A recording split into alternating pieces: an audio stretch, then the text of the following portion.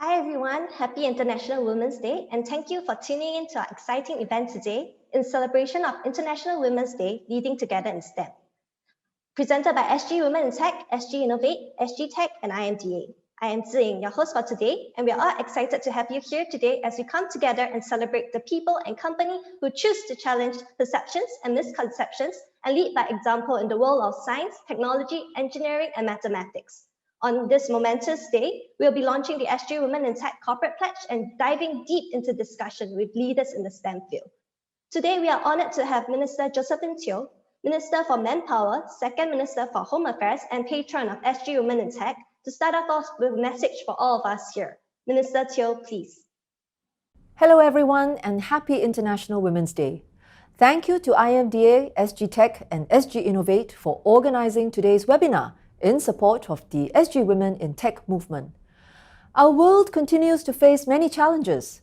We have seen how resilient Singaporeans are during these difficult times, adapting well to using digital platforms to study, work and connect.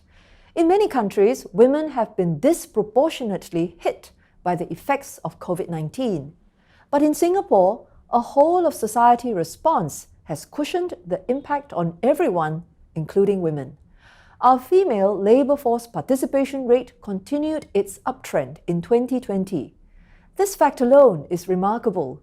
It speaks well of our women's resilience and our society's broad support for women. We want our women to continue seizing opportunities to develop in the growing tech sector, especially as digitalization advances sweep the world. Given that only 30% of the tech sector comprises women, more can be done. Since the launch of the SG 100 Women in Tech, many companies have stepped forward to support. This is not just about balancing the scales between men and women, but also because corporations need talent, especially in Singapore's tight labour market. Successful companies are those which value and optimize all of their human capital. A big thumbs up to companies which have put in place practices that support women. For example, DBS organised its inaugural women-focused career fair last year to fill over 50 technology positions in Singapore. On this note, I am excited to launch the SG Women in Tech Company Pledge. I understand about 50 companies have come on board to commit to initiatives such as setting up a Women in Tech resource team, providing mentorship, and organizing networking activities. By being part of the Company Pledge community, companies can share best practices and even collaborate with one another. I encourage more organizations in Singapore to attract, retain, and develop talented women for the tech industry. This year is also the year of celebrating SG Women. Collectively, we can play our part in bringing the women in tech community to new heights. Thank you very much and happy International Women's Day once again. Thank you, Minister Teo, for your inspiring message. Now, I'd like to hand over the time to Ms. Zicky Sim, Executive Director of Community and Brand at SGInnovate, Mr. Wong Wai Ming, Chairman of SGTech and CEO of Capel Data Centres Holding, and Mr. Howie Law, Assistant Chief Executive Media and Innovation at IMDA, to come on screen to say a few words to commemorate today. Zicky, please. Hello, everyone, and welcome to today's session. I'm very thankful that we are doing this session together with our partners IMDA and SGTech, celebrating International Women's Day. My name is Ziki. I'm Executive Director of the Community and Brand team here at SGInnovate. It is my pleasure to be opening today's event alongside Howie Lau from IMDA and Wai Meng Wong, Chairman of SGTech. It was a great, inspiring speech from Minister Josephine, and always heartened to know that we have the backing of the government for us to be driving women in tech here in Singapore. At SGInnovate, we believe that deep tech has the potential to drive innovation in addressing some of the most pressing challenges the world faces today. Challenges around sustainability, healthcare, food security are not confined to just Singapore, but the world at large. And these are just to name a few. And as we saw with the pandemic, we saw that deep tech had a big role to play and had a huge impact, especially in the areas of rapid development of COVID-19 test kits and also digital health solutions and vaccine development. For these reasons, we at SGInnovate are very, very passionate in pursuing our mission of discovering and launching impactful deep tech solutions from Singapore for the world that can address some of these tough challenges that will ultimately improve lives and our environment all over the world. So how do we do this? We do this by working with entrepreneurial scientists. We invest in startups. We develop and match talent with these exciting deep tech companies. A large part of what we do at SGInnovate really is in building and connecting our community through events and partnerships.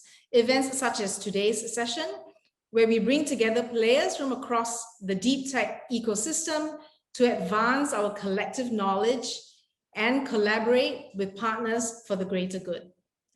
Today's event is a worthy cause that we champion towards building greater diversity within our science and tech population to progress deep tech developments. At SGInnovate, we firmly believe in and promote diversity, and not just in gender diversity, but also diversity in cultures and age. And I'm very, very proud to say, since we're celebrating International Women's Day today, I wanted to highlight that more than half of our team at SGInnovate are women. And of all the women at SGInnovate, about half of them are in leadership positions, managing people as team leaders. We're also very proactive in engaging and profiling capable female deep tech leaders and mentors to enable them to share their insights and experience through our events and inspire other women to join us in this deep tech field. And of course, a lot of work remains to be done as a community to realize an inclusive and diverse deep tech future ahead. So this brings us back to today's session, which we will be marked by the momentous launch of the SG Women in Tech Pledge, as well as a meaningful and active discussion we will have in a while on how we can encourage greater diversity, equality, and inclusion in science and tech. At this point, please, again, let me take some time to express our heartfelt thanks to our speakers for coming today and spending some of your time with us. And I also like to take this opportunity to highlight the great partnership we have had with IMDA and SGTech. Through the activities of SG Women in Tech, we certainly aim to attract, retain, and develop more women in this area to create impact for the world. And now I would like to invite Wai Ming from SGTech to say a few words. Wai Ming? Thank you, Ziki, Executive Director, SGInnovate, and also to Howie, Assistant Chief Executive of IMDA. Well, I think the appropriate way to start off is a Greek mythology. If you know, the goddess of wisdom is called Athena. With thousands of years of wisdom behind the Greek, I'm sure there are good reasons why wisdom is represented by a woman and not a man. Especially that's what my wife would tell me. So just drawing on the research done in 2020, just last year by Australian company, it's been proven, a study collected from more than 11,000 companies over 6 years, right? Establish a causal role between gender diversity and business success. You've heard many of this, but it's quite impressive. You see research again and again showing that, if companies appoint a female CEO, they typically have a 5% increase in their market value. An increasing number of women in leadership position by just 10% or more, meanwhile increase the company's market value by more than 6.6%. Okay? So we keep hearing such research and it's proving to be more and more true and factual. So imagine what will our landscape look like if we're able to replicate that in Singapore, especially in the tech industry in Singapore, right? But however, before we think about having more women in leadership roles in the tech sector, we must first attract women into the tech workforce. So as an association representing the tech industry, SGTech is very keen. We are keenly aware of the gender imbalance in the sector, especially in the STEM professions. So given this present state, how do we encourage greater diversity, equality, inclusion for the generations of females present and future. So we must act and act right now, right? So in this afternoon, together with IMDA, we are proud to launch SG Women in Tech Company Pledge. Around 50 firms have signed the pledge and stated their commitments to implement initiatives to create a positive workplace environment to attract, nurture, support, and drive the success of women in our organizations. And it is very heartening to see that such overwhelming responses, that more than 50 companies have submitted their pledges. Right. Unfortunately, we can only recognize the first 50 on the list, but this is not a competition of fast fingers, I would say, but rather a sustainable journey. So I will wish to encourage everyone, to keep your pledges coming, as we will be posting all your commitments online. And hopefully when we celebrate next International Women's Day next year, we'll see hopefully 5,000 organizations on the list in Singapore. And we are grateful for the strong support from our tech companies in recognizing the importance of leveraging diversity of talent that women can bring to our industry. It is our hope that our action can also inspire other companies to take a first step towards making a change in our organization to be more inclusive and in a manner that's appropriate for them. I think that's important. So this collaboration on the SG Women in Tech Company Pledge with IMDA is one of the many actions that SGTech is pursuing to support women in the tech workforce through coordinated efforts of our member companies. We are mindful that the idea of tech as a career choice for women must be seeded early, and we want to expose the younger generation, both boys and girls, equally to potential career options in the sector. And this is about starting young, from the toys that they play with as children, the language we use to describe the job roles, to breaking down stereotypes, nurturing greater gender balance for the next generation tech workforce. We will work together with strategic partners in this area. So through our collaborative, collective effort, I'm confident that we can nurture the interest and confidence of women in STM, and we look forward to a more balanced representation of women in the Singapore's tech workforce in good time to come. So once again, SGTech is honored to collaborate with IMDA and the tech industry on the SG Women in Tech Company Pledge to promote the importance of attracting, retaining, and developing women in the sector. Through these and other efforts, we hope that we can hope to leverage the wisdom and talent of many more Athenas in Singapore in the tech sector itself. Thank you. Over to you, Howie. Hey, thanks very much, Wai Meng and Ziki. It's a pleasure to join Wai Meng and Ziki to welcome you. It's an exciting day for many reasons. One is that it's not just about a pledge that we're launching, but more importantly, it's a milestone in the journey that we're taking together. I still remember that the community kind of came together back in September, October in 2019 to basically discuss where are the opportunities for us to take a more collective and concerted action towards driving better attraction, development, and retention of women in tech. And I remember that over 2 evenings and through the discussions, 5 areas were identified as important. One was about creating role models. One was about ensuring that there was a focus around education and creating mentoring opportunity. There was a discussion about a need for a common platform, given that different groups, different communities, and different associations were doing slightly different things along the same end in mind. There was a need to create a common platform. One of the key points that came out as well was that we needed data as a whole and insights as a whole as to how do we do this and where are the gaps.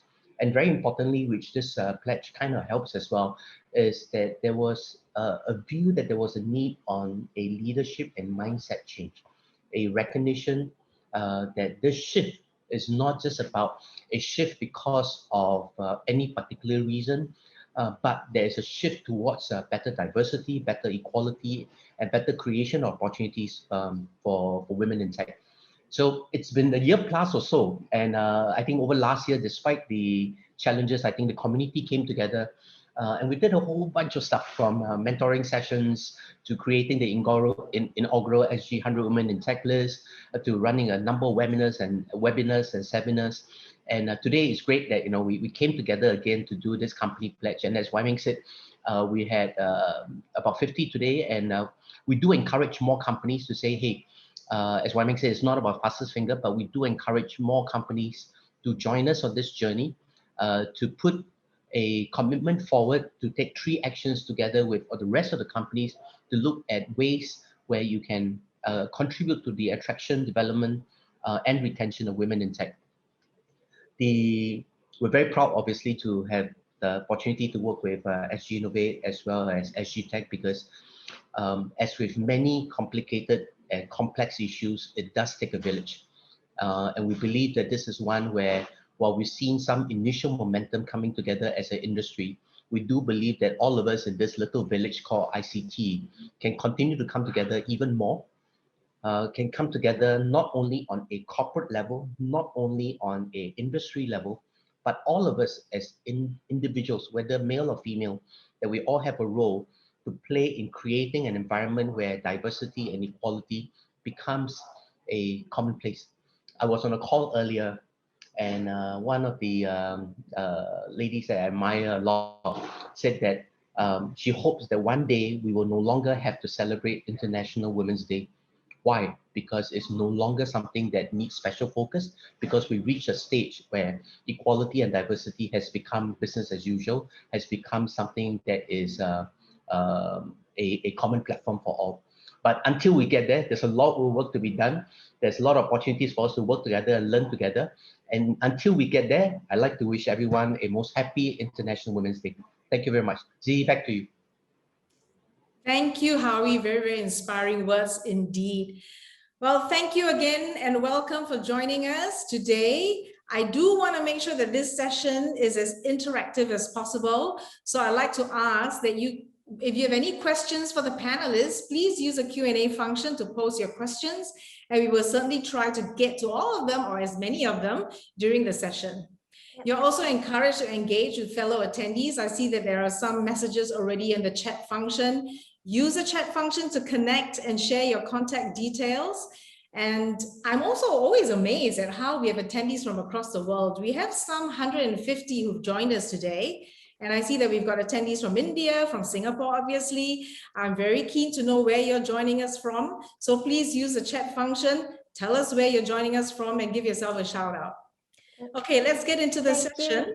Thank you, Howie, Wai Meng, and Ziki for your remarks. Before we begin the panel discussion, we will, as mentioned in the opening remarks, today marks a momentous occasion as SG Women in Tech and SGTech launch a new initiative, the SG Women in Tech Corporate Pledge, where companies pledge to create a conducive environment with support system to attract, retain, and develop women in tech. Close to 50 companies have come on board this initiative till date. Let's find out which companies are on board this exciting initiative and a quick glimpse at what they have pledged to.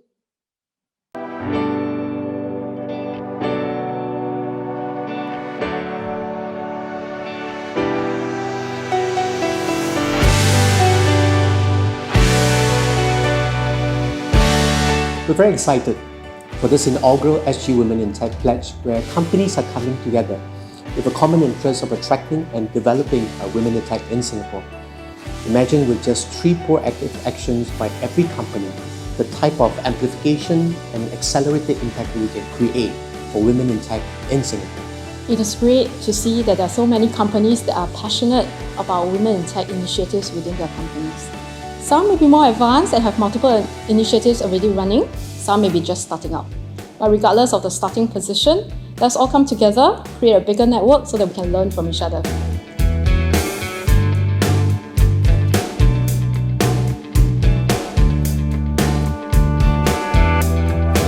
Hey Corinne, what is our first pledge for today? So we are pledging to empower others to achieve more. I'm pledging to spark early passion in tech. This means providing youth and girls with essential digital skills and help them see themselves building a life and pursuing their purpose through technology. We, SG Engineering, pledge to build talent pipeline, women leadership and mentorship. We commit to build a future talent pool by engaging students and their parents, by creating awareness about career options in our industry. We inspire the growth of women through coaching and personal development sessions. We pledge to offer D&I education and training. Initiatives at work and on our celebrated platforms to provide opportunities for women to thrive. We aim to broaden students' understanding in expanding their knowledge and making them well aware of the diverse roles available in cyber. At SGInnovate, We show love for the SG Women in Tech by building an inclusive legacy, being open-minded, being visionary, and striving for equality for all.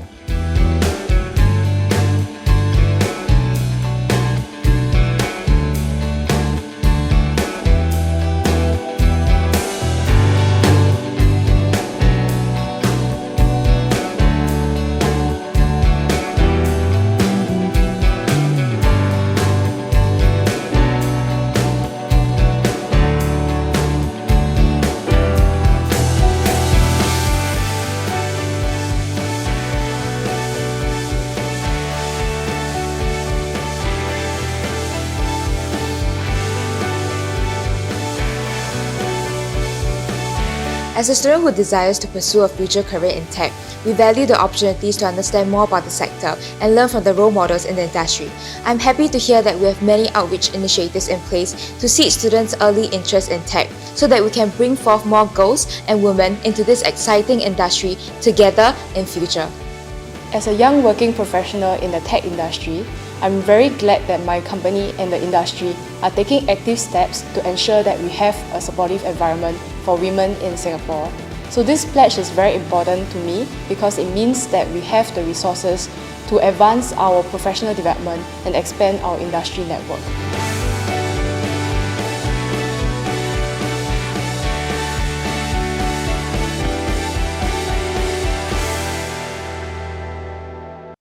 Thank you to the companies who have shared their pledges. If you'd like to know more about each company's pledge, head on to the link in the chat box to find out more or directly to the company's social media platform. Now on to the panel discussion. Science, technology, engineering, and mathematics are inevitably transforming the world with countless possibilities and opportunities for all. Despite the growing demand for STEM roles, merely 30% of those in these industries are women. What can be done to encourage greater diversity, equality, and inclusions for our daughters of tomorrow? Today, we are very excited to invite our esteemed speakers, Jamie Neal, Director of Engineering Ink Supplies Operations at HP Inc., Dr. Si-Hui Tan, Chief Science Officer at Horizons Quantum Computing, and Han Cheng-Heng, Senior Vice President, Systems, Alliance, Channels, and ISV, Oracle Asia Pacific and Japan, and Ziki on screen to start the panel discussion on leading together in STEM. Ziki, please take the stage. Yeah. Thank you, Zing. Well, before we get into the discussion, I would like to invite our panelists because you guys would do a much better job introducing yourselves than I would. Please, if I could invite Si-Hui to please share a little bit about yourself. Si-Hui is the Chief Science Officer from Horizon Quantum Computing. Si-Hui? Thank you, Ziki. I'm so happy to be here and that all of you are here, sharing this passion to promote women in tech. I'm a physicist by training. My specialty is in quantum computing. It's a new kind of model of computing that uses quantum mechanics. For this type of work, I received training in physics. So I had a PhD in physics from MIT. This is in 2010. And I also have a Bachelor of Science in Physics from Caltech. I'm currently the Chief Science Officer of Horizon Quantum Computing, which is a deep tech company that basically bridges two of my passions, which is quantum computers and conventional software development. Because quantum computing is such a new form of technology, not many people are able to use it, especially conventional software developers who might want to use it but do not. And at Horizon, we're building the software that will compile classical code to run on the quantum computer. And I'm in charge of the research development for the software and among other managerial tasks at the office. Thanks, that's it. Thank you, Si-Hui. I'm glad to also share that Horizon Quantum Computing is one of the portfolio companies of SGInnovate, and we're always so excited to be working with Si-Hui and her team to grow the company. Next, I would like to invite Han Cheng-Heng, who's the Senior Vice President for Oracle, Asia Pacific, and Japan. The only male on the panelists, but always important because we believe in diversity to get the perspective from the opposite sex as well. Han, please. Thanks, Ziki. So my name is Han. I spent 28 years in the IT industry, for Oracle. Now for those young people out there who don't know what Oracle does, Oracle is a technology company providing database and technology, application software, SaaS, and cloud infrastructure for enterprises. And I'm responsible for the Asia Pacific and Japan region for the infrastructure, the alliances and channel, and ISV ecosystem. I worked many years with lady bosses and leaders, a lot of experience with them. And I also work with a lot of my colleagues who are in this STEM. I put a few of these women leaders as solution engineering leaders as well. So great to be here. Very happy to be able to share my perspective today. Thank you. Thank you, Han. Last and certainly not least, Jamie Neo, Director of Engineering from HP. Please tell us a little bit about yourself. Hi, everyone. My name is Jamie. I'm the Director of Engineering at HP Ink Supplies Operations. Maybe people may not know, we are responsible for the manufacturing of print heads and supplies for our inkjet printers. And HP Singapore has global responsibility for this manufacturing of the print heads and supplies. We have both manufacturing in-house and also at our contract manufacturers. I also lead the Smart Manufacturing Initiative, embracing the use of Industry 4.0 technologies like data analytics, robotics, 3D printing to drive a step function improvement in productivity, efficiency, flexibility, and quality for manufacturing. Nice to be here today. Thank you. Okay, just a reminder again, please put your questions into the Q&A chat box so that we can actually come to your questions during the session itself. I want to go straight into it. And for the panelists, I'd like to ask you guys this question, just talking about the theme of 2021 International Women's Day theme is Choose to Challenge. What does this actually mean to you? Maybe you could share with us, on a personal perspective and professional perspective as well. When you first pursued your career and interest in STEM and where you are now, share with us that journey and some anecdotes on how you are looking at it, in terms of challenging the status quo, for example. So, because, I think that, we talk about diversity and, in terms of like women in STEM, that in itself, 30% in STEM. But I think when you talk about quantum, I think it's even a bigger challenge to have women in the quantum field. So I'd like to get your perspective first, Sihui, if I could. Absolutely. Where do I start? There's so many challenges. I think, okay, so first of all, we focus on the women part, the women in STEM part. I think it is true that as one of very few, and it gets fewer, the ratio gets smaller and smaller, of women to men, as you progress through, secondary school, where I was in RGS, all-girls school, very fundamentally, good for me because I started there and I feel encouraged. It wasn't a question about gender, right? I could express myself and so on, and it's not about gender. And then I went on to JC, and then progressively to college, university, and then my PhD, the number of women just gets progressively smaller. So like to set an example, to give you an example, in Caltech, I did an engineering degree at Caltech. So at Caltech, if I recall correctly, it was like 40% women out of 60% men. And if you boil that down to like just physics alone, right, it gets even smaller. I don't remember the ratios for physics, but that's what you're looking at. It's smaller than 40 to 60% ratio. And then when I was in my PhD, I was like 4 women among like maybe 30 matriculated PhD students that year. So yeah, it's definitely challenging. And I think to dare to challenge for me means to challenge the status quo, as you said it so eloquently in the opening, and to do what I love and say yes. It's also admit that it's challenging, and then say that this is a challenge to climb. And I love challenges. And quantum computing, is a relatively new area, but quantum mechanics has been around since 1901.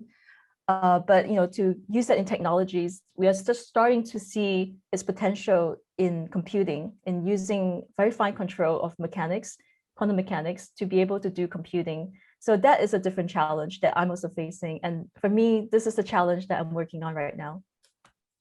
Oh, that's a very good point, right? I mean, in terms of challenging the status quo, challenging how you look at innovation, challenging how you can actually use technology to be able to harness its good for actual impact. I think, you're probably facing multifaceted challenges from across the board.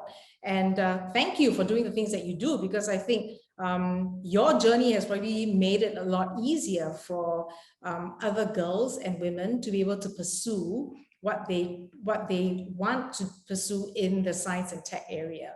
So thanks for that. Jamie, you are leading the engineering development team in HP, very male dominated. I would like to hear what were the kind of challenges that you faced that you had to push through to get to where you are today. Yeah. So yeah, when I started in HP 30 years ago, I was the first female engineer in the wafer fab group. And because being in manufacturing really a male dominated, I've continued to stay on. So why I stay on in HP for this past 30 years is actually the growth mindset. Yes, there may be bias. I started off, there was a little bit of a bias against women in manufacturing. I just recall when I first joined, they thought that I was the admin assistant. So because there were so few female engineers. But HP is really a performance-driven culture. And in a way, and also our HP founders has embraced the use of the diversity, equity, and inclusion. And I felt that I have a level playing field. And it is really based on what you do, how you do it. And this is why I've been able to persevere and continue my journey. Along the ways, I have a lot of allies that helped me. I remember my first manager, he was really encouraging me to take on new roles, encouraging me to take new location. It is such allies in the company that really helps me in thrive actually in this manufacturing. And I'm very excited to be taking on a new way of doing manufacturing using the latest industry 4.0 technologies to really change the way we do manufacturing. So, yeah. Thank you, Jamie. Han, in your role in terms of daring to challenge, what is it that you feel, or maybe you can share with us, your role as not female, but how do you help the women during this journey to be able to achieve diversity and challenging the status quo? Share a little bit in terms of like your current position, what you're doing, and what you see as critical in being able to challenge status quo to break those kind of chains of perception. All right, okay. So let me start with myself, because I still want to go back to this STEM discussion. So, and I've been in industry for 28 years, but I didn't graduate from computer science or engineering. Actually, I'm a graduate for business administration back in NUSA. So it doesn't really mean that just because you didn't start with a STEM education that you would not be in the STEM industry, not be in STEM or in this IT industry. In fact, a lot of female leaders that I talk to and speak of, they started the career quite differently. And midway, they decided that they can have a change, and doing things like information technology and consulting is something that's very interesting for them. I realize many of these female leaders have one thing in common, that is, they are very curious of things. They like to have different ideas to solve problems. That sometimes, men doesn't think that way. So there's a very unique way to do this. So I always ask our female leaders to challenge the status quo by being not afraid to ask questions. Speak your mind. A lot of time, there's a lot of unconscious bias in organization today, even though things have improved. But I think the female leaders must be out there to say, I will do the right thing, and not just being politically correct. And then that's how they can actually push the envelope and continue to drive towards what they want to do. And I think one of the things that I think where we as an organization need to do is to provide the kind of environment for them.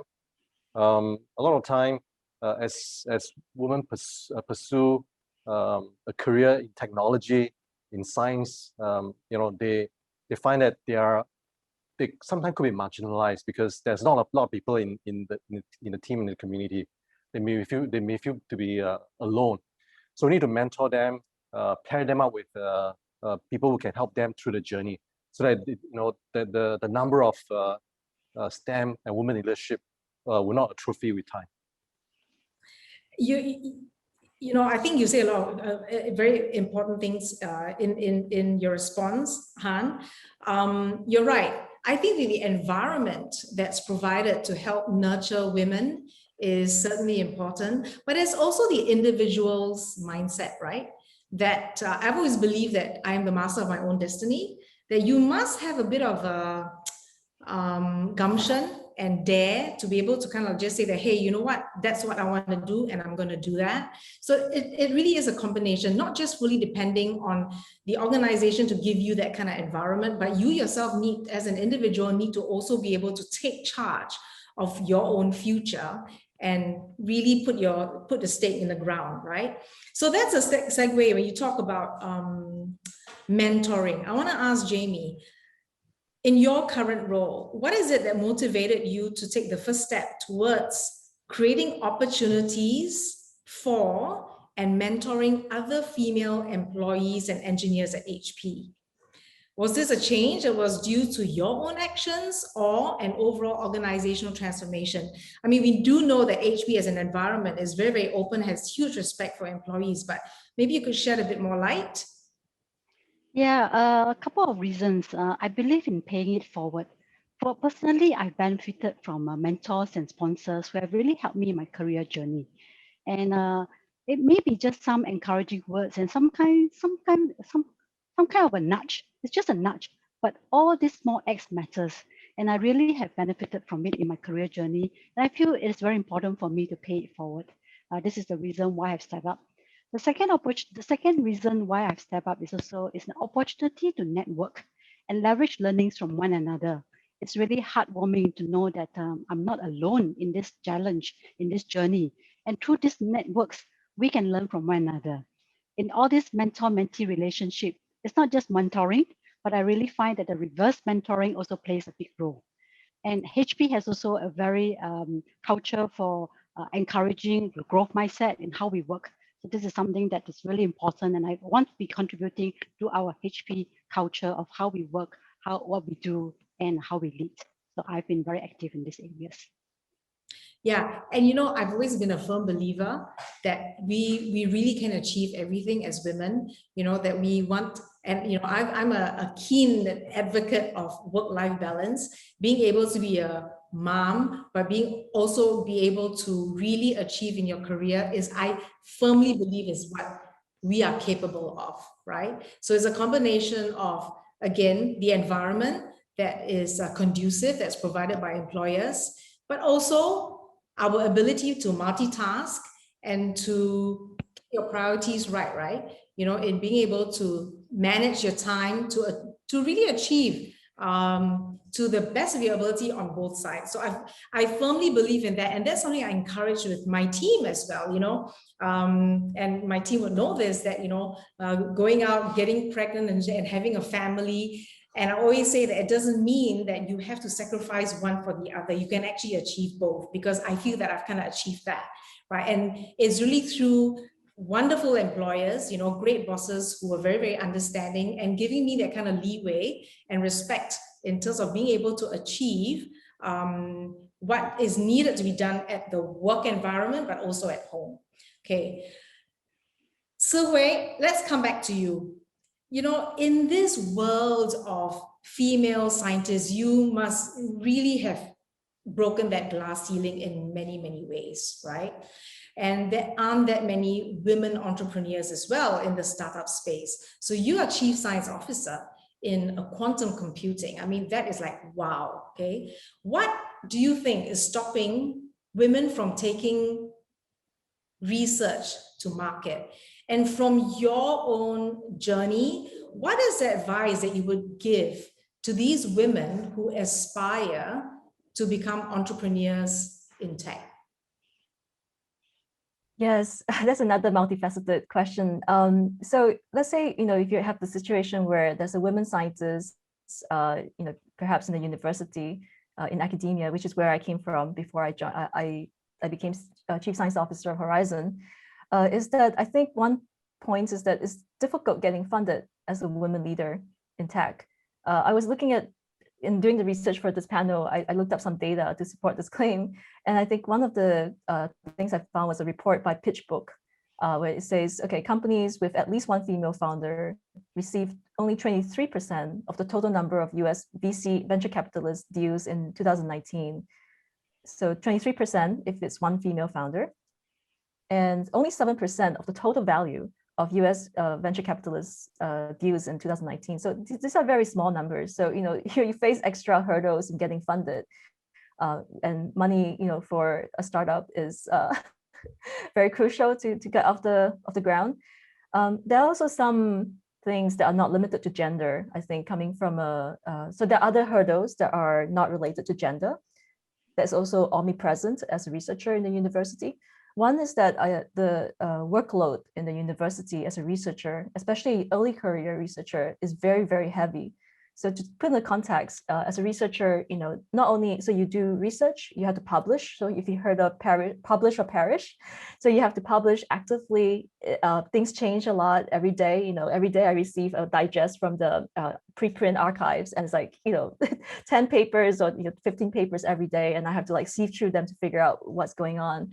And then you also have to teach sometimes. You have to mentor other students, but also you have to do things like refereeing, which is a pro bono work by people in the tech field with a PhD. Basically, you receive requests from journals to referee the papers for them. So if someone else writes a paper and you're in the area, the editor of that journal will send the request to people that are in the area, and then you have to referee. So the workload is really heavy, and then you have to attend conferences and network. So I think if some of this load is understood and spread out more, so that it's not so heavy for early career researchers, I think more people will have time to think about spinning off and starting a startup.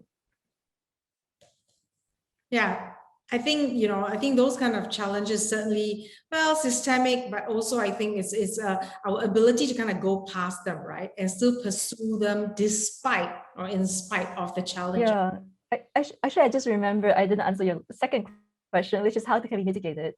So I think one of the things that could be mitigated by is basically what you've been doing at SGInnovate, which is to promote startup culture. Say, okay, what is it like? How can we get funded as women tech leaders?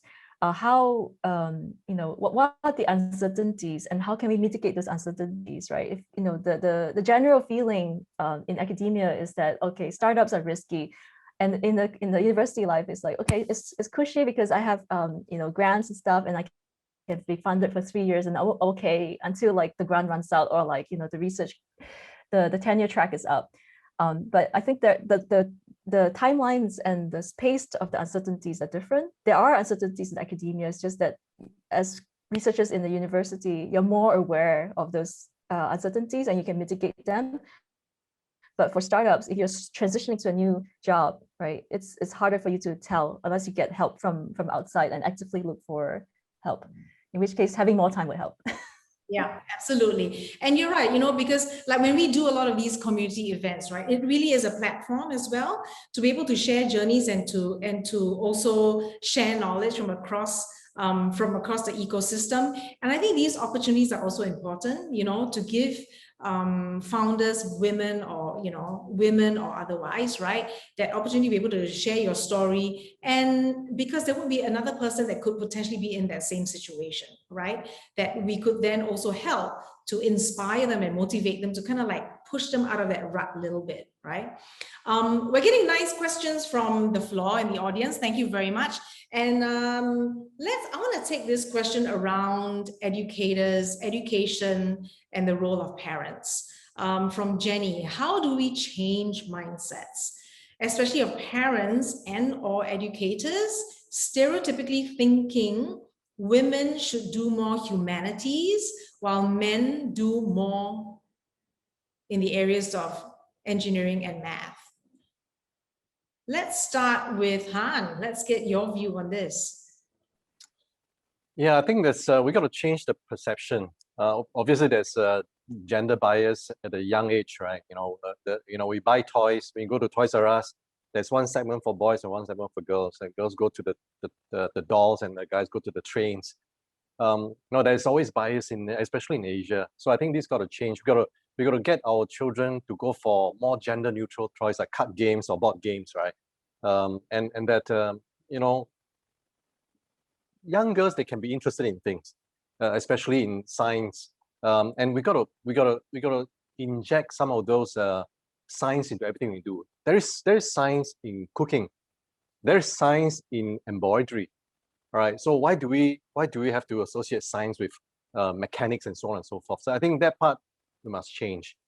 All right. So and one more thing, if you look at STEM, look at women in tech today, the industry as we see this, it is not a masculine or feminine. All right. AI, blockchain, these are androgynous in nature. All right. So anybody can do this. Now we have to develop the interest from young. Allowing them to do what they are interested in, obviously people can change along the way. They can actually turn to like something more at the later part of their life or career. I say I know CIO of Australia, Lifeblood, and she started as in a clinical career as a clinical professional. But she realized one thing, that as in the clinical industry, there's a lot of paperwork, and she wanted to try to find ways to digitize it. But because she's not in the IT industry, so she decided to do a master in information technology. When she got children, she got a full-time job, but she managed to handle that through, and then got through that, passed an MBA, and then went on to become a CIO of Australia Lifeblood. I think this is a good example of how we can change mid-career as long as you pursue the interest in technology. And this may not be just like when you look at engineering, it's not about we going to the factory taking out the nuts and bolts. It could be new ideas, and especially in technology is in every part of the business. So allow these younger women leaders to understand the different businesses within a corporation, and then weave into technology, something that can help drive a lot more progress in the diversity for women in tech. Thank you, Han. I'd like to add as well. I've seen some shift in pattern over the years. I do see parents of school-going kids nowadays are encouraging children to pursue their own interests. This is also my mantra when I actually advise my own children, as I believe passion makes learning easier, lead you to excel, and motivate you further. In fact, 2 of my 3 children have graduated and now working in the ICT career. My third one is going to poly, so really doing what they really enjoy. I do recognize there are some that still have biased view. So the presence of role models will really help us to shift mindsets in the organization. I also wanted to share, in companies, you may have heard, bring your children to work. In fact, in HP, we actually invited parents to come over and hear about some of the work-study programs before the students sign up for the work-study programs.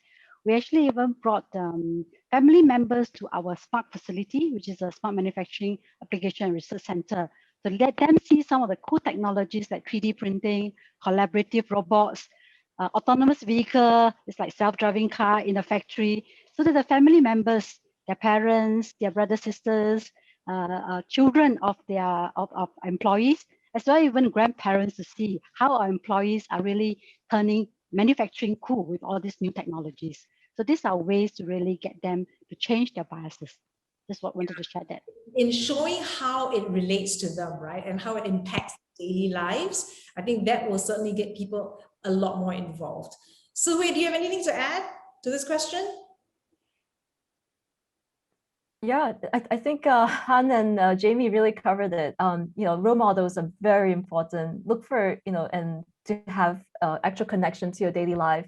As parents, I don't have kids, but I do have young kids in my extended family. So whenever I talk to them and they ask what I do, I try to relate it to them in every way I can.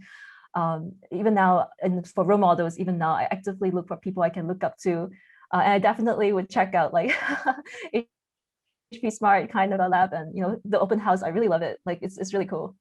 Fabulous. Okay, there is a question from Matthew. Where he says there are many initiatives, both grassroots and gov-led, to support women in tech. but how can we all come together to join effort rather than doing our own thing or fighting for the same pool of target audience? And I have a comment to that. I think that, first of all, it's great that there are things happening at the grassroots level, right? And I always say when it comes to ecosystem building or getting things done, it's really the sum of all parts that all make it come together. And certainly, Howie, and IMDA, when he thought, and together with the other partner members, talking about SG Women in Tech, that was the whole point. There's so many activities that are happening at the community level. How do we, as a team or as an initiative, bring publicity or awareness to all these different type of activities that are happening? So I would say, my response would be to Matthew, my perspective is that I think that, if we're going to wait for the whole world to come together to be coordinated and do that one thing, it's going to take a lot longer, right? I don't think that there is a problem or an issue. In fact, I think it's very positive when there are things happening on the ground at different levels, targeting different people. Actually, I don't see them as targeting the same people, because we all have different aspects, right, in terms of priorities and depending on what areas that we're in. But I want to go back to the panel. Do you have a view on this? Do you think that the efforts need to be more concerted, consolidated, coordinated, as opposed to more grassroots led? So let me try this one first. So yeah, I think it comes from three angles. One, obviously, the grassroots and the government got to step in to help to publicize this and get greater awareness. But also institutions, corporations, they got to do something. And what is more difficult and more important is the cultural shift. So let me start with the cultural. There's a lot of societal expectation. Right? So even though all of us working from home, right? So when the children cries, the father will still be working. The mother will go look after, or go to the kitchen and cook, right? So the expectation is, that the Chinese saying of 男主外女主内, they are not used to doing this kind of thing. So we have to change this cultural expectation that all the work at home must be done by the wife. In fact, I think the husband got to be able to share the load proactively and not, default to the woman to do all this housework and care work. This is one of the biggest challenges we're seeing, right? That is preventing this greater diversity happening. Now, from an institutional point of view, I think employers must have policy that reduce gender discrimination between both men and women. And you got to understand that, when you hire, you got to think about the needs of women. A lot of time, men doesn't really think about, when to have children, start a family. Usually the woman thinks of that first. And sometimes when corporations think about productivity, they may be concerned that this person may be going away for a period of time. So we've got to find ways for employers to look at this policy differently to ensure that there's no discrimination for women who's going to help prepare for starting a family. Obviously, as the government play a big role, and Singapore, we are very fortunate that there's a lot of encouragement for diversity. But there are some countries, they are still suffering from very stiffly patriarchal work culture. Like sometimes in Japan, right? It's controlled and dominated by men. It is actually quite hard to have gender diversity where the effectiveness sometimes will not be seen as well as in a Western country and as well as. So I think it's really a three-pronged approach where we need government, we need institution, but we need to change our culture. Thank you. Su Hui or Jamie? Yeah, I would say everybody has a part to play. Everyone needs to do a part, whether it is a company promoting all these programs to accelerate the female leadership. And also it comes also from our own self. We also can step up as well.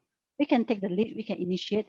And just wanted to share, I actually participated and was an EXCO member of our HP Women's in Network. It's an internal group, but we get to learn from one another, interact, network with one another. And since then, I also started to reach out to other company leaders who actually form that kind of a company network as well, in order not just to learn within my own company, but also to network with other companies. I think this is really starting with us choosing to challenge to really take actions into our own hands and take the first step out. So multi-pronged, as Han was mentioning as well. Well, you certainly are an inspiration to us all. You know, you actually putting that effort in mentoring, I think that's really important, right? Because it really helps to get the other women that could be facing certain challenges to be able to nudge them into saying that, hey, really, it's not impossible, right? Really being able to achieve what you set out to achieve is really not impossible. And sometimes I do feel too that we women tend to shortchange ourselves in saying that, no, I don't think I can do that. You know, I think that there needs to be a lot more confidence in our abilities to multitask, our abilities to, you know, I think, you know, certainly for me, when I had my kids, right? They're the most important thing in the world, right? You don't really want anything to come between you and your kids, but understanding and knowing that you need to have that balance, first of all, right? To be able to go out and achieve your own things outside of the family, but also being able to take care of the important things at home, it is really not impossible. And I always say to people on my team and other women, if I can do it, really anyone can do it. It's just a matter of prioritizing and, you know, having a dialogue with your bosses and, you know, to have a balance, because we really can achieve that. Silway, anything that you want to share? I also want to say that I actually I can't multitask very well, so I also like I'm like the opposite of the stereotype. But yes, I can manage my time pretty well. So I focus on one thing at a time and finish it, and then I can just get things done that way. But I can't multitask. But yes, multitasking, right? Because you're project managing, right? So you have actual tasks and timelines, and you know, for specific projects, and you move on to. Yeah, actually, interestingly, I could solve equations while listening to music. So maybe, but I have the superpower.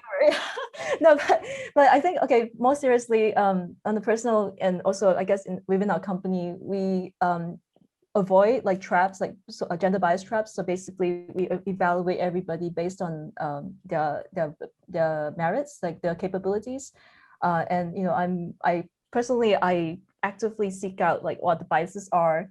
You know, I read books like Lean In and figure out what we can do to help women. And like as Jamie said before, I believe that a lot of people helped me to get to where I am, having allies and all that. So I would like to be an ally to people.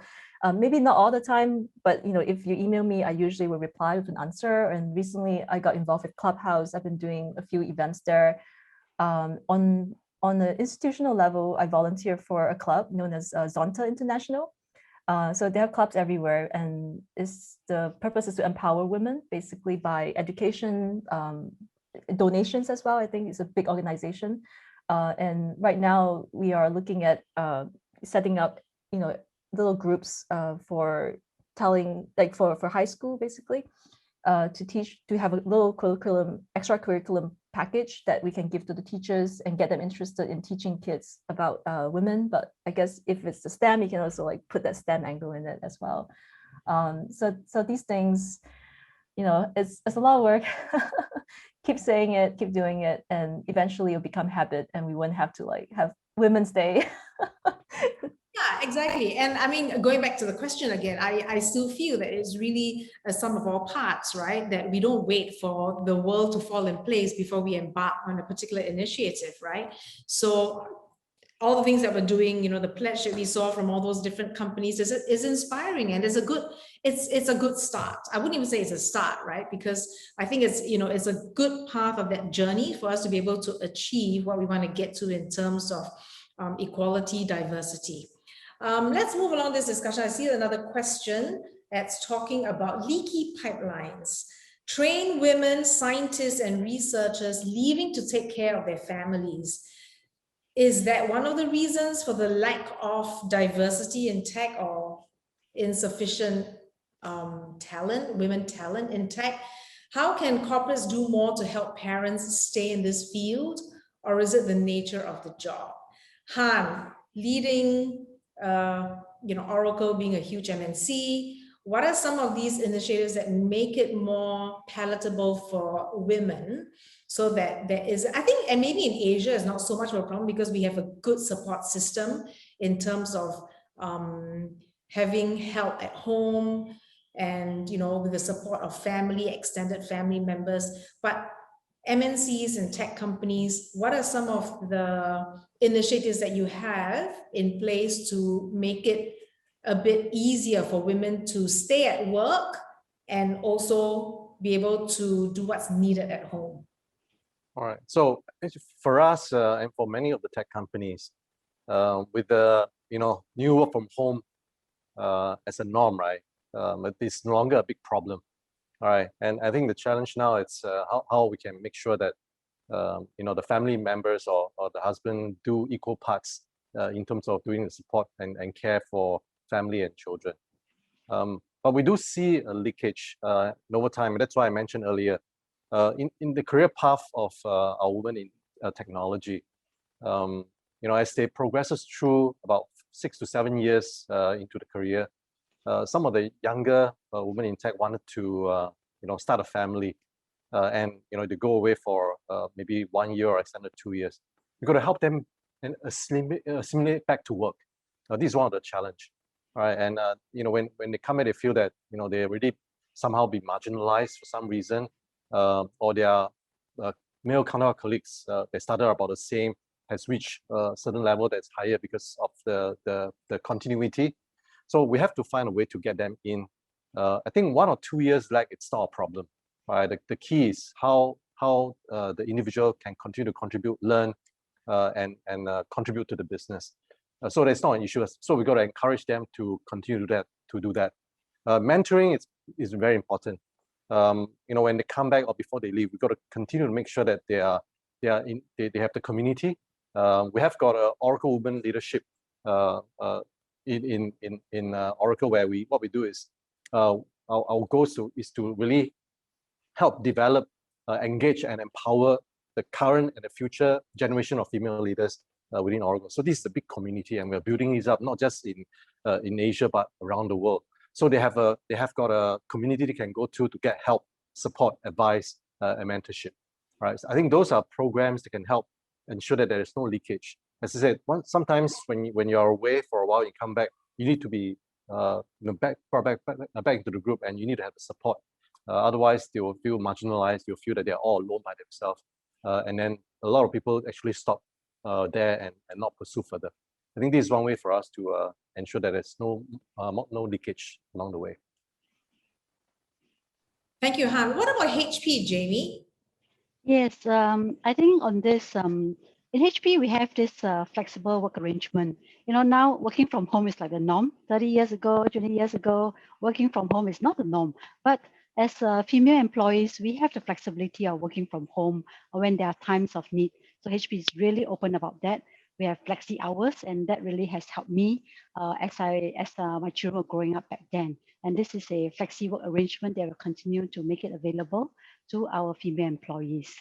I would say the other thing about this leaky pipeline, I recall last Friday I just attended the NTU's WIS event, Women in Engineering, Science and Technology. They talk exactly about this leaky talent pipeline. And one of the reasons behind the study that was done by, I think it's Dr. Chua Suk Ning, she said that sense of belonging is one of the key factors that results in this. So to me, being an advocate for women and build one another's visibility is very important. I just wanted to share an example back when I was starting up the Spark. The time when I was doing that, to me, it's like an innovation corner. It was like an innovation makers corner. And a female colleague of me actually worked with me and actually work on me on the storytelling skills. It is important for me to be able to tell a compelling story and convey my vision, because it really depends the influence skills, instill confidence, and inspires the people. She convinced me that it was important to create my own visibility. And this actually set me on the path to speaking at worldwide conferences and also stepping up to share my stories and encourage others. A couple of years ago, I wouldn't be so able to step up this kind of panel sessions and share some of the stories. I think having that woman advocate and also promoting a visibility with one another, I think that's really important. We really need to be advocate for one another in this field. I absolutely agree with you. Again, I sometimes feel that we women may not like to take that kind of limelight, and we rather be, you know, kind of in the background. So, I mean, personally, for me too, you know, I never liked to do these kind of sessions. But it was my previous boss who said that, you know what, you should be moderating, you should be speaking. And I remember that, you know, even though you have the knowledge and the experience, but you know, you just feel comfort in just being able to hide in your little, you know, in the background rather than be on the forefront. But you're right, because like for us to be able to share our stories can inspire other women and girls, right, to be able to really, you know, see that we they can do it and they can achieve it if they set their mind to it. And okay, I want to move. This is a very interesting question. So there's this question of whether we think, the panelists, there's a question for all of you, that we would attract more women in tech or women to tech if we advocate more for STEAM, S-T-E-A-M, with A, the inclusion of A, which is the arts. So I think earlier there was a point made that your women are tend to be more in the humanities, where the boys tend to be more in engineering. So do we think that if we were to advocate or include arts within STEM, it would drive more women in this field? Thoughts from any of the panelists? Oh, maybe I'll start first. Now, this is very interesting because my daughter just got her A-level results, all right? And I say, hey, why don't you go to computer science? I say, no, I can't go because I don't have a subject in science when she was doing a JC. So I think this is a problem. If you want to put an A in there, I personally would support that, because as I said, right, I've seen women change career midway and still can do very well in STEM. That doesn't mean that, you know, their arts and humanities will help them. In fact, I was talking to the chief HR officer of Singtel earlier today, as I was doing a panel with them. She started out, you know, doing a lot of math and HR work, but math and science work, all right. But in the end, she turned to humanities. And then when I talked to the CIO of Lifeblood for Australia, she started as a clinicist and then she became a technologist. So I think we shouldn't have something we should have a way to allow women in tech to join the industry when they suddenly realize that they have interest in this area, but they may not have you know, had the discipline before. As in, I didn't do the science, I didn't do the physics, chemistry, to be missed out this opportunity. So I'm for it. Hey, I totally echo that. Okay, a couple of things I want to add my own personal, because I really am an arts person. Okay, I prefer the arts. When I was in school, I did arts. In university, yes, I did accountancy. But you know, the arts is also important because it's a storytelling as well. You need to be able to bring to life what science and tech can do for the ordinary people, right? So how do you tell stories of innovators, people like yourselves, you know, on what you've achieved? I think that needs a bit of creative element as well. And I totally echo that in terms of, like, you know, mid-career switch. And that's exactly what we're doing. We're running programs with the talent, with talent, to encourage talent who are not graduates in STEM to be able to come and join deep tech companies. You know, so the message is that it does not mean that you need to have science, engineering background to be able to join a deep tech company, right? So we are actually running programs to encourage mid-career folks, if they're interested in moving fields, to come and explore, because there are positions available. And this is just a shout out. We are running an event on the 10th of April. It's a virtual talent showcase. And we really encourage people from across the board to join us, because there will be opportunities that are open to people from outside of the tech field to join tech roles within deep tech companies. Yeah, absolutely. I just want to echo that. I actually started, I was in the choir, you know, in secondary school as well. And I still enjoy singing, you know, privately. But it's definitely helped, like, you know, enunciation, speaking. I had to warm up before the event and I knew exactly what to do, because, you know, and then you project confidence through that kind of knowledge. And it's a soft knowledge. It's not something that you can put in your CV, but it does help in small ways, but it eventually will amplify. But I think coming back to the problem, which is maybe it's a problem, but with pigeonholing subjects very early on and not being able to get out of it. I think I was lucky in the sense because I was in the United States, and the education there is a bit more broad-based. Even though I was at Caltech, there were, even if you enrolled in physics originally, in the second year you can switch. There might be ways to do that, maybe at NUS or NTU or SUTD, but I'm not aware of those. But I think people can start to think about maybe reevaluating career paths if they're interested in something. But there are little grassroots stuff coming up based on interest. Like I think Makerspace, for example, is getting big in Singapore. I remember one of my friends from IMDB, Geraldine Chan. She was involved in like the Makerspace, I think conference, or it's like big event, and I attended it, and there were like kids coming in and like playing with Arduino and Raspberry Pis and making their own stuff. So that kind of events are great for catching people who might be interested and becoming involved even if they're not in the arts, not in the science. Yeah, I also would like to add, to bring about the technological solution, we really need multidisciplines. It's not just all the science and engineering technology, but there is the user interface, the user aspect of it. And we really want multidisciplinary people. So not necessarily it must be a particular field. I'm an advocate of a T-shaped engineer or T-shaped individual, not necessarily engineer, because you want to have a broad-based knowledge, and then you want to have a depth. The depth can be any particular field that you're really good in. But in order to bring a solution to the customers and get wide adoption, it is really about the overall, you need a broad-based discipline to really bring out that solution.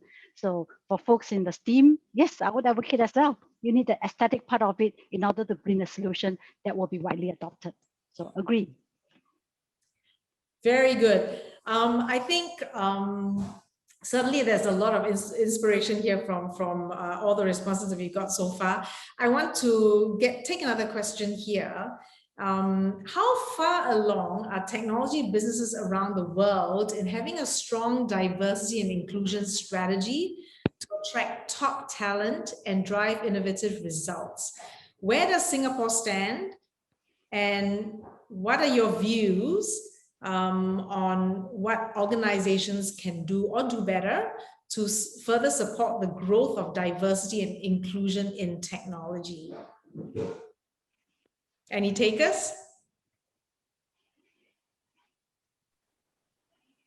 Han? Okay, yeah, maybe I'll start first. So I've been in an American company. I probably use the American example. So I think we made a lot of progress over the last 20 years or so in terms of diversity as a whole, not just our company, but in corporate America. But most progress happened over the last 6 years, right? And the representation of women in corporate America and also leadership. So there was a statistic that was done, right? Between 2015 and 2020, the share of women in senior roles grew from 23% to about 28%. And women in C-suite or board has grown from 17% to 21%. So this definitely still underrepresented, but you have seen a very good progress in terms of diversity. Now, so that begs the issue of the supply and demand going forward. But before we go to that, based on my 28 years of experience in this field and seeing how diversity has changed, my first boss is a woman. And over the years, I have 5 female bosses. My previous company in IBM, the CEO was Ginny Romati. My current CEO is Safra Katz. My CFO and COO are all ladies, right? So diversity is part of our culture. And as mentioned, we have a women leadership, Oracle Women Leadership initiative to make sure we enable them and drive them. We also need to find ways to ensure that there is a very good mentorship. I talk about mentoring and have sort of a process where you look at the hiring. We are very transparent in our hiring process. So we always tell our team how much of our leaders are women, how much of our employments are women, how much of the new hires are women. So this gives us the ability to say we are doing the right thing. And as we hire, we always look at resumes, not just from one gender. We got to look at, make sure there's equal representation.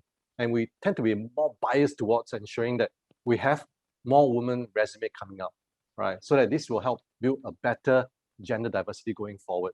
And currently it's still underrepresented, 30%. We need to go beyond that.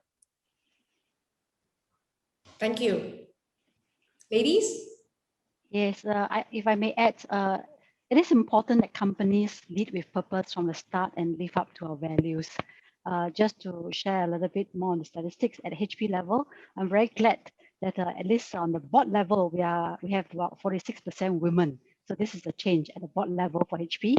And I've also seen the directors level, women's percentage has gone up. It used to be 22.7% at the time of 2015 when we separated between HPI and HP Hewlett-Packard Enterprise.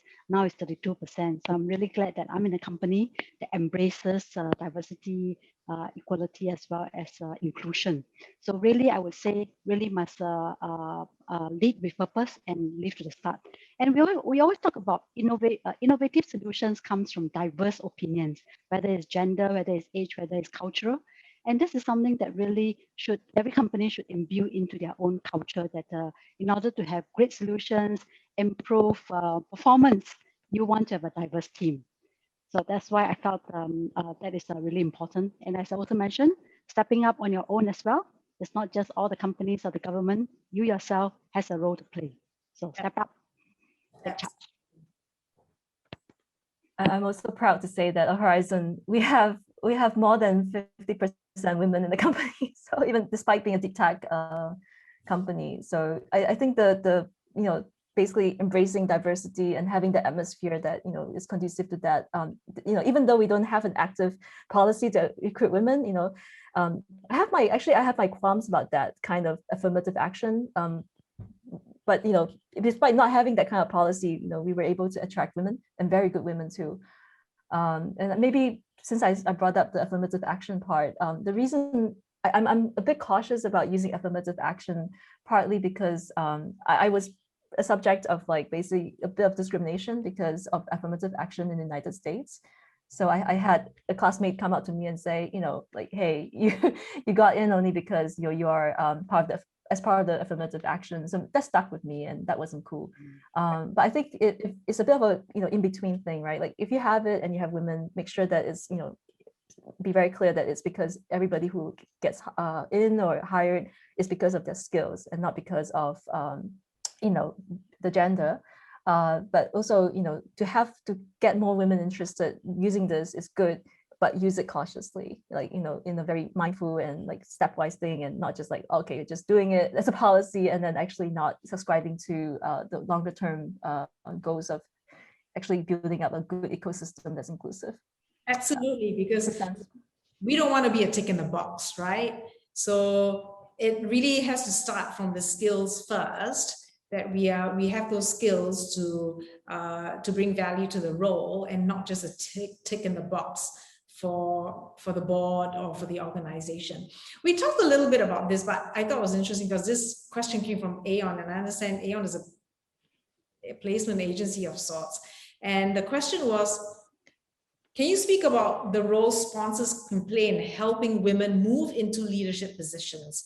I know that there was some statistics that Han, you talked about, and a little bit that was mentioned in the response earlier about how that is actually moving in the right direction, that there are more women leaders now on board, but certainly a lot more can be done in this area to achieve better equality from the leadership perspective. What do you think what more could be done from an organizational perspective and from leaders within the organization to get more women on management roles and leadership positions? Since I talked about that earlier, so I guess we still have to make it a point to be transparent about the appointments, right? So as I mentioned earlier, we track this. It's on our website. In terms of our workforce globally, about 70% are women and 30%, 7% are men and 30% are women currently. Still underrepresented. But women in management has gone up. So currently, our women in management globally, we have about 25%. Again, still underrepresented. Now, what we're doing is to always make sure that, at our management meeting, all right, we have a talent review board in Oracle, and we always look at what the percentage of women leader. And there's a target, which I can't share here, but there's a target for us to get to. These are hard targets that will help us actually move towards the goal. Obviously, we're going to see the capabilities, not just a tick in the box, but having that management system is a very good way to start changing the diversity in senior management role within a corporation. And that is, I think, one of the most effective way, apart from obviously creating a strong mentorship and build up a community of women leaders. And the HP experience? Yes, I would say we are like a performance-driven culture. So first, you must aspire to a leadership position. There are ample opportunities and leadership programs that is always available. So taking charge and signing up and making sure that you also want to do it. So that's something that you can do your own part. We also have a talent review process where we actually also do look at talents across male, female, also specifically at females. And we have specific programs called Catalyst that really look at female leadership that we send our talented folks, female employees to as well in order to groom them. I would say we also have to take our part to bring ourselves to the table.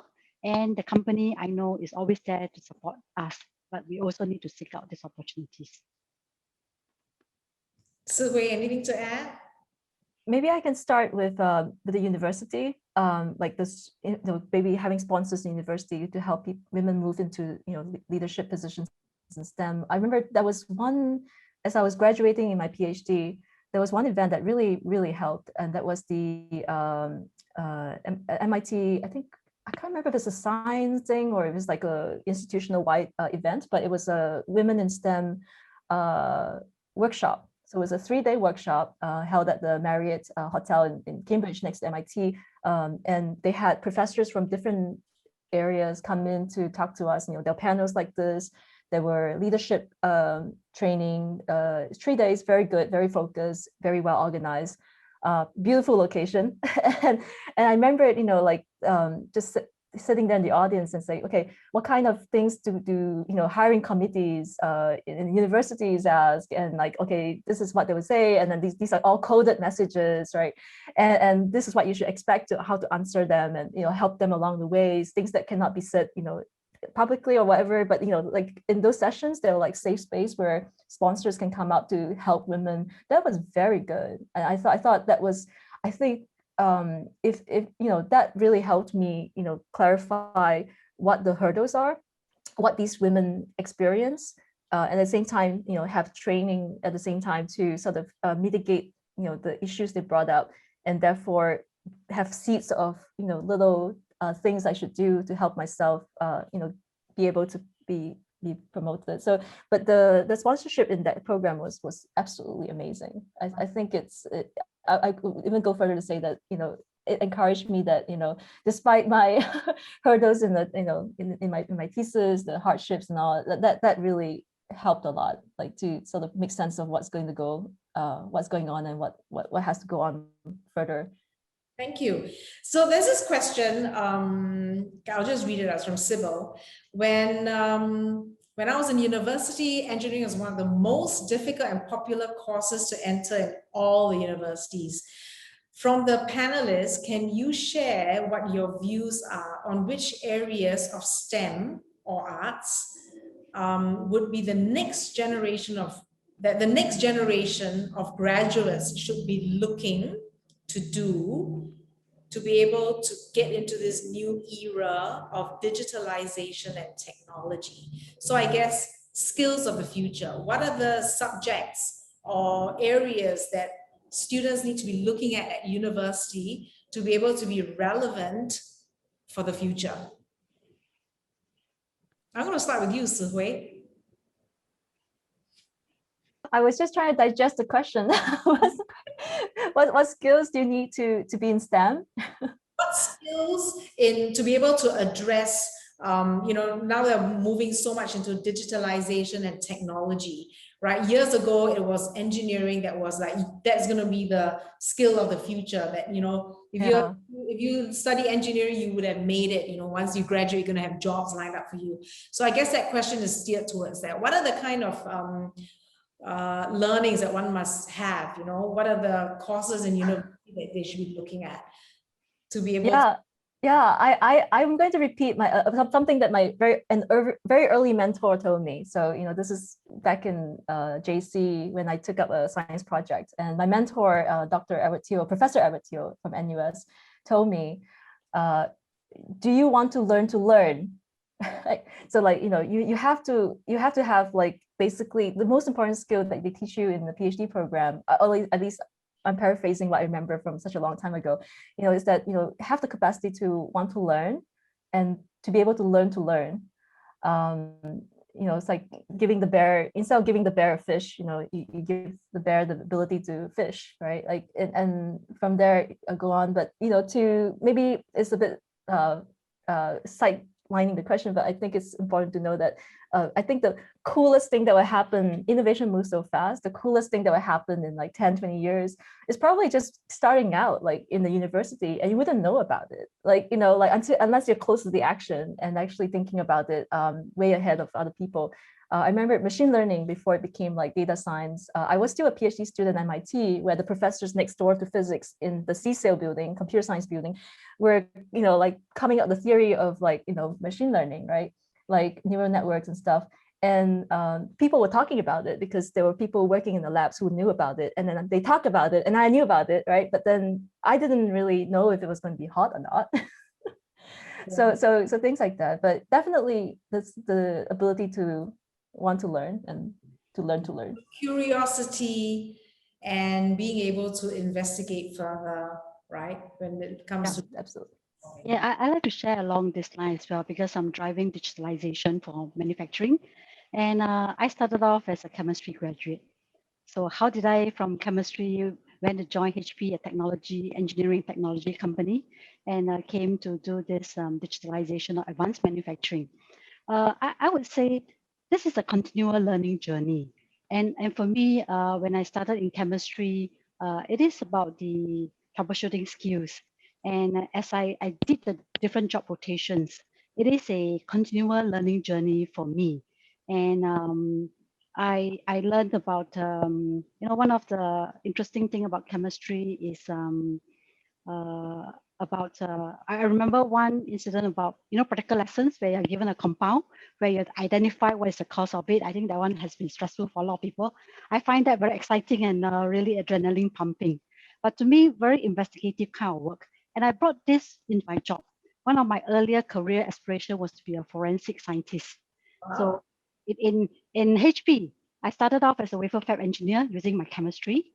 And when there was a job opening for a failure analysis engineer, I actually put up my hand because I'm really into all this investigative work, finding the cause of a product, why it fails. I was like a forensic scientist in a factory, like a CSI in a factory. And as I did the various job rotation, I actually rotated into a business job that actually looked at business analytics. And that was the time that I got me started on this data analytics. And when I rotated back to manufacturing, I started looking at how can I use data analytics to drive, using the tons of data that we collect to really drive improvement. And now I can use data to actually predict a machine or even a product before they fail. So we can do a lot more. I'm now sort of like a CSI using data. So kind of back to my roots. So my point is, I think this is a continual learning journey. It's important to have a good grasp of fundamentals, sciences, your troubleshooting skills, your analytical skills, grounded in your universities, but be prepared to take on new skills as you progress.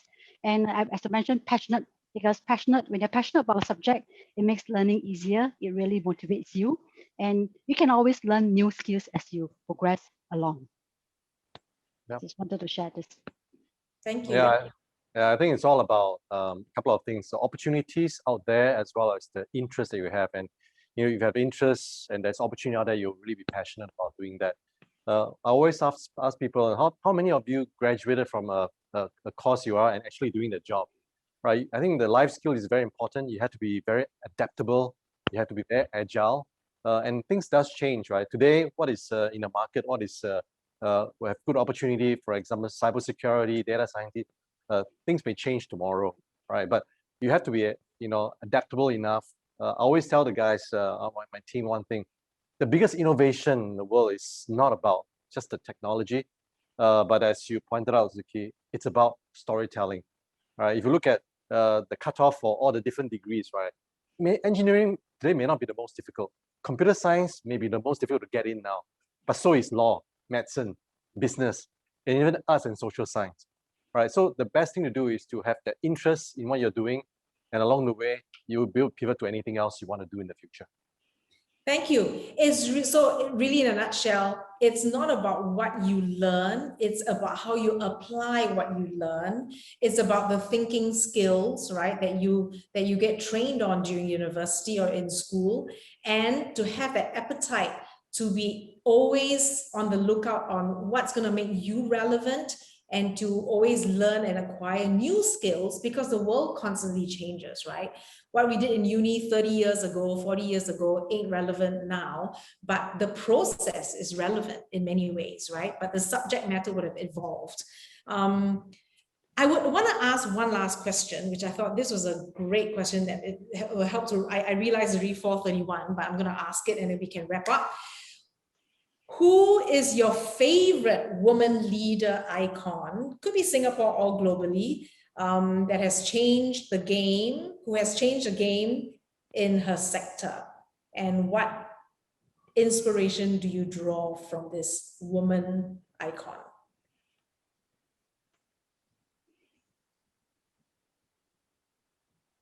Any takers?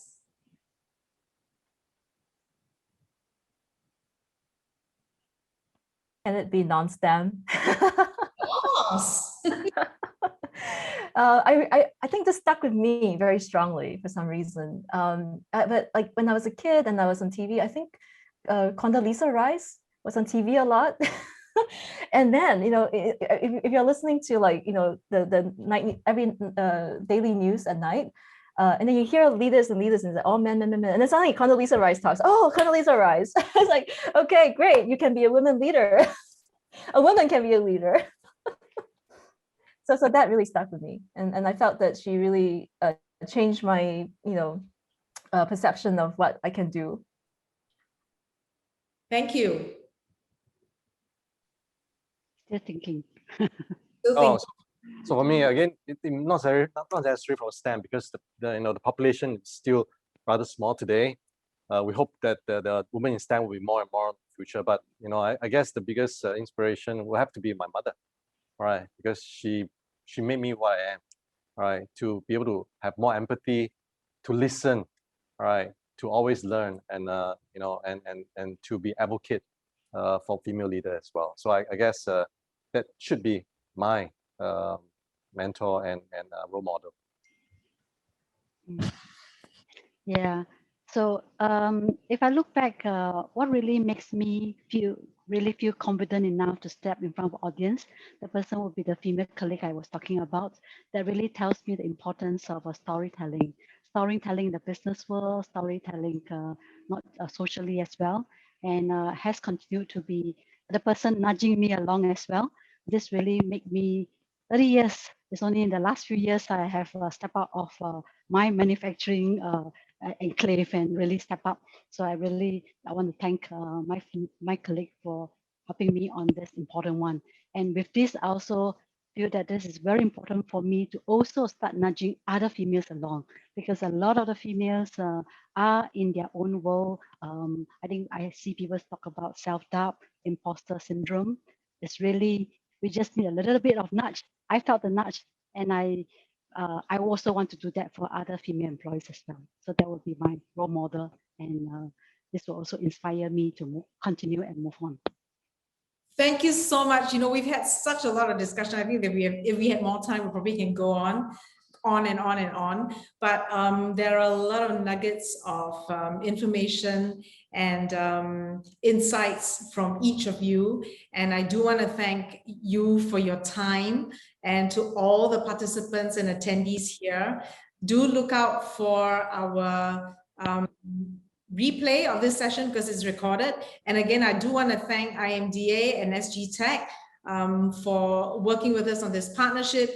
And we at SG Women in Tech, we certainly want to ensure that, you know, we have a platform to drive some of these messaging around equality, gender equality, cultural diversity, as we move forward. And with that, I thank you and I'll hand it back to Ziying. Yeah. Thank you, Jamie, Si-Hui, and Han for your insightful perspective, and thank you to Ziki for moderating the session.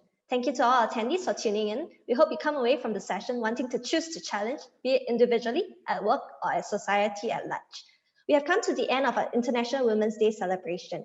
Do keep an eye out for a post-event email with the recording, as well as the pledges that close to 50 companies will be taking to attract, retain, and develop more women in tech. We hope to see you at future events. Have a great rest of the week. Bye-bye.